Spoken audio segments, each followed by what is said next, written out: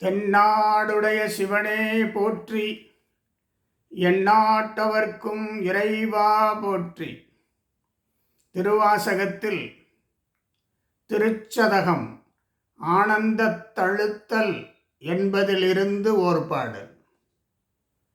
ஐயனின்னது அல்லதில்லை மற்றுவோர் பற்று, வஞ்சனேன் பொய் கலந்தல்லது இல்லை பொய்யனேன் எம்பிரான். பொய்யனேன் எம்பிரான் மை கலந்த கண்ணி பங்கா. மை கலந்த கண்ணி பங்கா வந்து நின் கழற்கனே.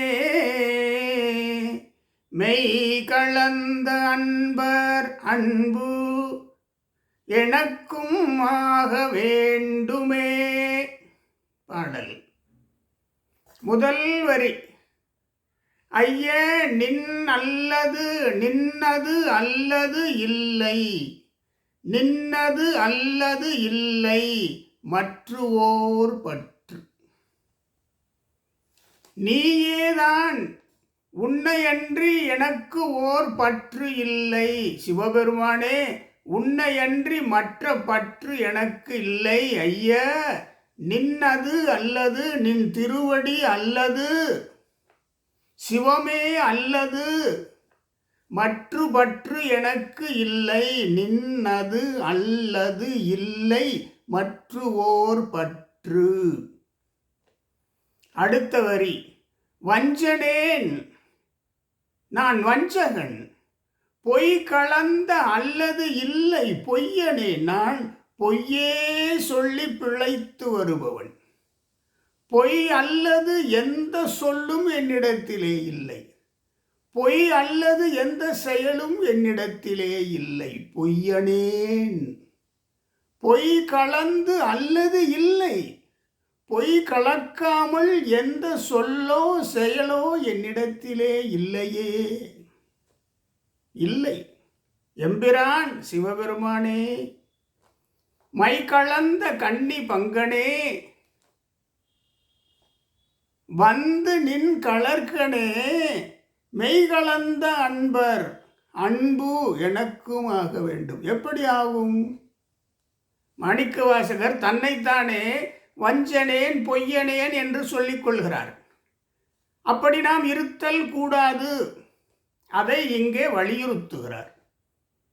பொய் கலந்த அல்லது இல்லை என்பது வாழ்வில் இருக்கக்கூடாது. முதல் வரிக்கு சுந்தரர் சொல்வார், மற்று பற்று எனக்கின்றி நின் திருப்பாதமே மனம் பாவித்தேன். சுந்தரர்.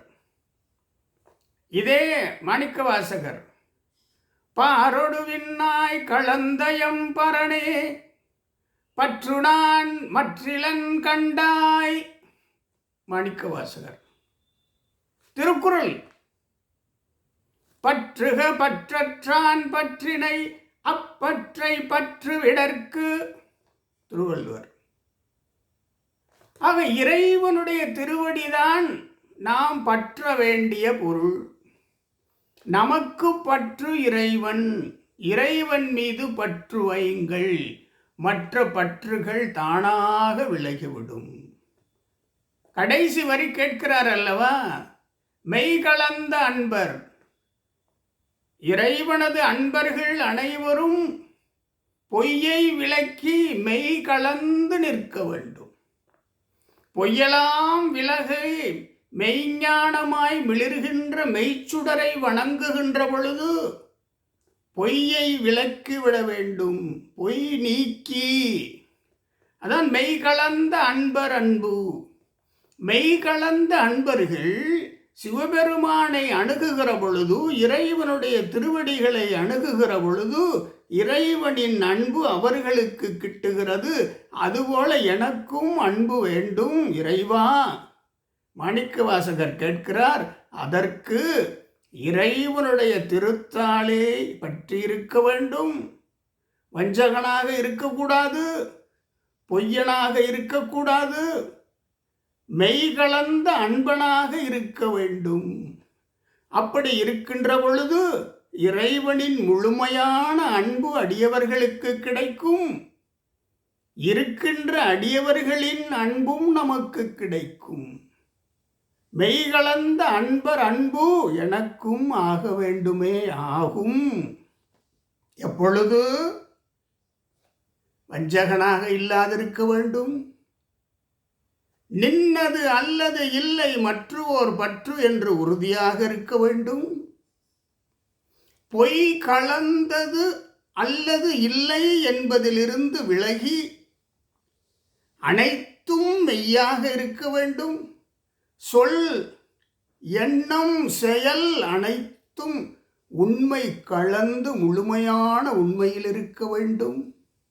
ஏனென்றால் அந்த கடைசி வரி சொல்கிறது, மெய்கலந்த அன்பர், மெய்கலந்த அன்பர் வந்து நின் திருவடி கண்ணே இருந்தார்கள், அவர்கள் உன் அன்பினை பெற்றார்கள்.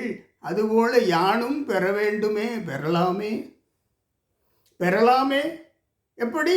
யானே பொய், என் நெஞ்சும் பொய், என் அன்பும் பொய், ஆனால் வினையேன் அழுதாள் உன்னை பெறலாமே. அருளாய் அடியேன் உனை வந்து உருமாறே. திருவாசகம் சொல்லுதே. இந்த மாணிக்க வாசகர் தந்திருக்கின்ற இந்த அருமையான பாடலை நாம் வாழ்நாளில் படித்து பொருள் உணர்ந்து அந்த பாடலின்படியே நாம் நடந்து வந்தால் இறையருள் நிச்சயம். பொய்மை விலகும், வஞ்சகம் விலகும், வஞ்சம் விலகும். எந்நாளும் மெய்யில் நாம் நின்றிருக்கலாம், மெய்யனை வணங்கி இருக்கலாம். மெய்யர் மெய்யன் நம்மோடு என்றும் துணையிருப்பான். ஓம் நமச்சிவாய. தென்னாடுடைய சிவனே போற்றி, எந்நாட்டவர்க்கும் இறைவா போற்றி.